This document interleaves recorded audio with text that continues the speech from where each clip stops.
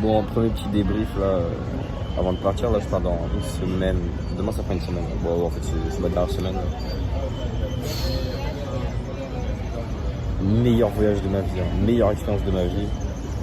À 20 ans, avoir une chance comme ça de pouvoir tout simplement vivre une expérience comme ça, c'est fou. C'est fou. Je sais que c'est pas donné à tout le monde, mais je pense que j'ai bien saisi ma chance là-bas. Je suis fier d'avoir rencontré des gens aussi chaleureux, d'avoir vécu, c'est pas une, mais des expériences folles, d'avoir vu des choses improbables. Le film aussi, je suis fier, à 20 ans c'est bien. Comme quoi dans la vie il peut tout arriver, les trucs les plus tristes, mais aussi les trucs les plus heureux. Faut pas, morale de l'histoire, faut pas rester sur, j'ai pas envie de dire des échecs, mais faut pas rester dans un mood un peu triste, faut toujours avancer. Si tu te dis tu peux pas y arriver, si tu bouffes le projet, tu bouffes tout ce que tu peux, tu prends tout ce que tu peux tant que t'es jeune, tu prends au max, t'apprends au max, tu donnes au max. Et puis à 30 ans tu te poses et tu te dis ok, ça c'est fait, ça c'est fait, ça c'est fait. Voilà ce que je peux dire un peu de mon voyage une semaine avant de partir. Je sais pas quoi dire d'autre. Merci la vie. Hein. Bon, là j'ai bien le seum comme il faut. Oh, merde. J'ai pris la chop là, pour aller au taf. Je me suis trompé de voie. Là je me retrouve à partir à Yopougon, à la capitale. Je suis dans un putain de bouchon de merde. Je faisais avoir une réunion là dans 30 minutes. Je sais pas comment. Là du coup je suis perdu. Je sais même pas. Je sais que c'est la route pour aller à la capitale, mais la capitale elle est à 3 heures d'ici, tu vois. Et je suis dans des bouchons de malade. Bon là faut pas que je panique, mais la vérité que je commence à bien paniquer. Je me suis encore perdu. Et là ça me casse les couilles. Mais là je bade parce que je sais vraiment pas où je suis et j'ai plus d'internet. Je demande ma direction aux gens là, mais depuis le début j'ai aucune bonne réponse. Enfin, je comprends rien à ce qu'ils me disent. Puis là vas-y, je suis dans les bouchons, là, je comprends rien à ce qui se passe. Là je commence à bader. Vraiment je commence à flipper là. J'espère que ça va bien se passer. Bon, l'objectif c'était Chic Shop là-bas. Le truc en jaune et bleu. Voilà, j'ai réussi. Voilà, putain, j'ai réussi sa mère. Et mon téléphone il marche plus. Genre j'ai plus internet, je peux plus appeler, j'ai plus de forfait. Tout arrive en même temps là. Pendant que je suis tout seul à Abidjan paumé dans un putain d'embouteillage de merde. J'ai réussi. Je sais pas comment j'y arrive. Putain. Là vraiment je commence à flipper, mais alors un truc de ouf. Vraiment un truc de ouf. Dieu merci de m'avoir. J'ai vraiment une bonne étoile. Vraiment, sincèrement j'ai une bonne étoile. Putain, là je commence vraiment à bader. Alors par contre je peux vous dire que conduire à Abidjan c'est un des trucs les plus stylés que j'ai fait dans ma life. Genre c'est de la pure conduite à l'instinct. Genre vraiment y a pas de règles. C'est un jeu ici. C'est le dernier qui survit. Et zéro voiture tapée, zéro choc pris. Non je suis plutôt fier de ma conduite. Hein. Je pense que un vrai pilote se révèle ici. Là tu vois. Dans les bouchons comme ça, parce que vraiment les gars je vous promets, il n'y a pas de règle ici, il n'y a pas de règle. Tu roules, tu réussis, ok, tu réussis ta marche arrière, machin, tu tues personne, oh victoire. Tu tues quelqu'un, bah fais chier, tu vois, j'ai tué quelqu'un quoi.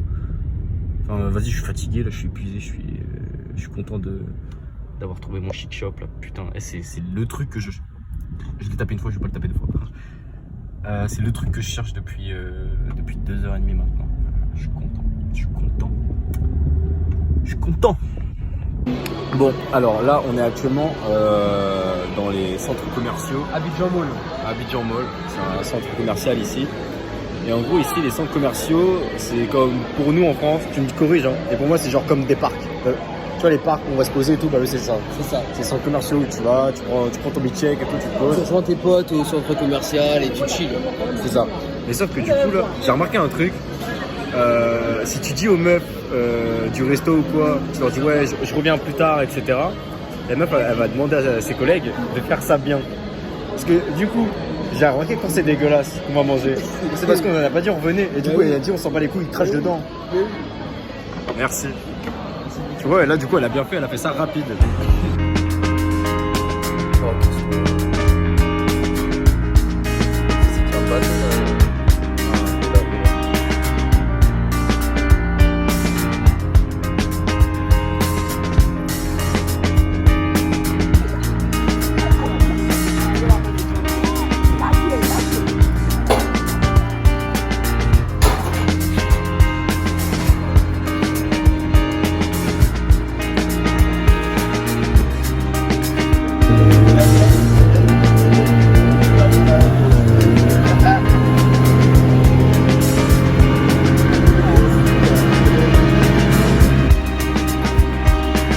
Et potes, on est au croisement qui s'appelle La Passe, entre la lagune juste ici et la mer là-bas.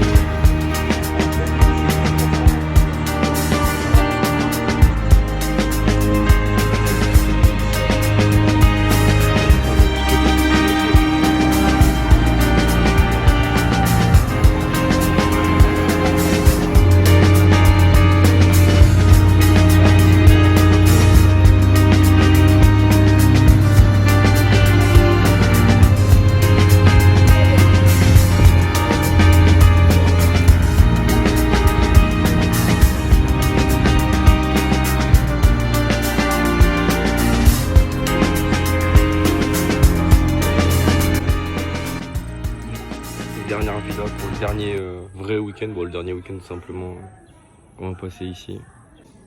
Et ce soir, c'est moi et Mika, on s'occupe du barbecue. La pression, mon pote. Il y a une tempête dehors, un truc de ouf. Il y a des éclairs, de l'orage de malade. Et moi, je suis sous une bâche. Genre, je vais me prendre une grosse éclair dans la tête, sûr et certain. Et impossible que j'y arrive. Tout est mouillé et tout, mais bon, si j'y arrive pas, je perds 5 000. Donc, je vais y arriver.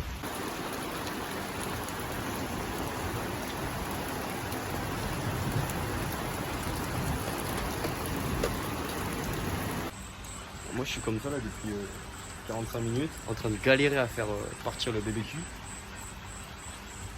Et ça tonne, mais alors ça tonne juste au-dessus. Et vraiment il y a des éclairs, elles tombent juste à côté.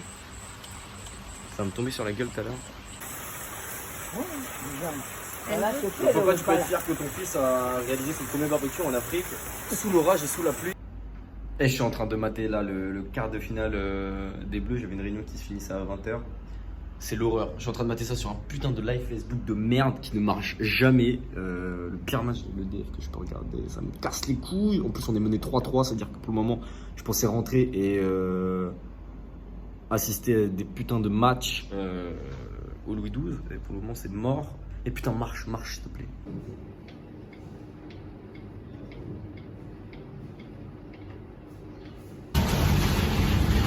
On est en train de faire les papiers là, j'ai jamais vu un truc qui dure autant. Là les gars, je suis dans mon pot de départ en train de partir. Vous pouvez voir qu'on peut fumer dans les locaux. Là on est en plein dans les bureaux. On peut fumer dans les bureaux. What the fuck. L'Afrique, frère.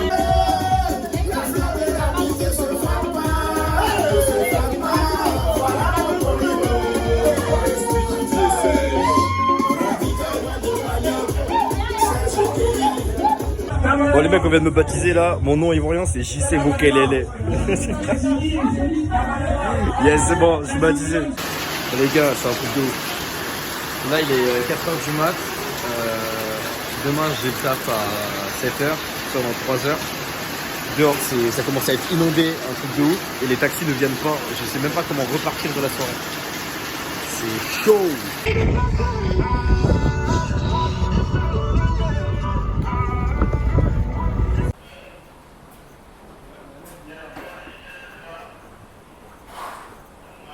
Bon bah voyage fini, hein. On part avec 4 heures de retard. Il est quelle heure là? J'ai pas l'heure. Il est 3h05. Il est 3h05. On embarque dans 10 minutes et on part à 4 heures.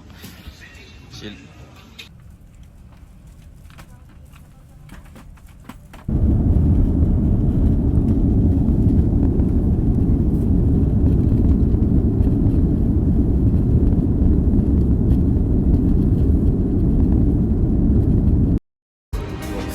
Là pour résumer un peu le voyage, je dirais que j'ai perdu 5 ans d'espérance de vie mais que j'ai gagné 20 ans d'expérience de vie. Ça, c'est la phrase qui va résumer mon voyage, je pense. Fou. Au niveau des rencontres, c'était magique. L'Afrique est un pays à voir, enfin la Côte d'Ivoire est un pays à voir. Non, c'est magique. C'est à faire dans sa vie. Franchement, je vous souhaite de faire ça dans votre vie. Ça nourrit, c'est nourrissant comme voyage. Tu reviens, t'es blindé. Enfin, là, je me sens juste envie de me poser là à ma paillote et juste de souffler. Je suis rempli d'aventures, d'émotions, de sentiments, de tout ce que tu veux, de valeurs, de chaleurosité, de tout ce que tu veux. veux, mais c'est magique, c'est magique. Putain, merci la vie de m'offrir ce voyage.